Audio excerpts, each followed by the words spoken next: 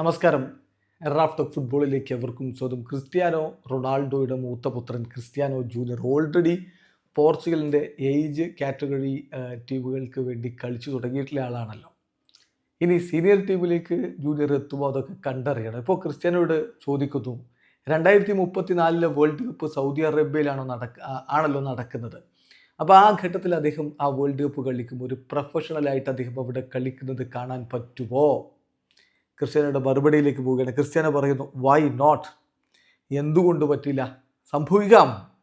നമുക്കറിയില്ലല്ലോ ഭാവി എന്താണ് നമുക്ക് വേണ്ടി കാത്തു വെച്ചിരിക്കുന്നത് എന്ന്. ഫുട്ബോളും ജീവിതവും ഒക്കെ അങ്ങനെയാണ്. ഞാൻ ഒരിക്കലും പ്രതീക്ഷിച്ചില്ല ഒരു 2.5 വർഷക്കാലം മുമ്പ് ഞാൻ സൗദി അറേബ്യയിൽ കളിക്കുമെന്ന്. ഞാൻ ഒരിക്കലും ഇങ്ങനെ ഒന്ന് ചിന്തിച്ചിട്ട് പോലുമില്ല. പക്ഷെ ജീവിതം എന്ന് പറയുന്നത് ഒരുപാട് സർപ്രൈസുകളുടെ ഒരു ബോക്സാണ്. ഒരിക്കലും എന്ത് സംഭവിക്കുന്നു എന്ന് നമുക്ക് പറയാൻ പറ്റില്ല, നമുക്കറിയില്ല. എൻ്റെ ഒരു ജീവിത വീക്ഷണം എന്ന് പറയുന്നത് പ്രസൻറ്റിൽ ജീവിക്കുക എന്നുള്ളതാണ്.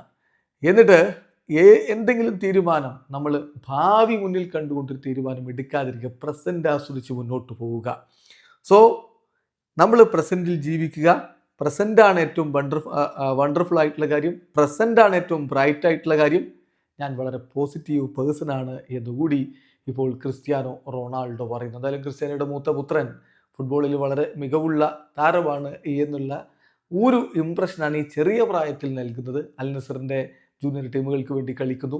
പോർച്ചുഗലിൻ്റെ ദേശീയ ടീമിലെ ഏജ് ഗ്രൂപ്പ് കാറ്റഗറിയിൽ ഓൾറെഡി കളിച്ചു, ഗോളൊക്കെ അടിച്ചിട്ടുണ്ട്.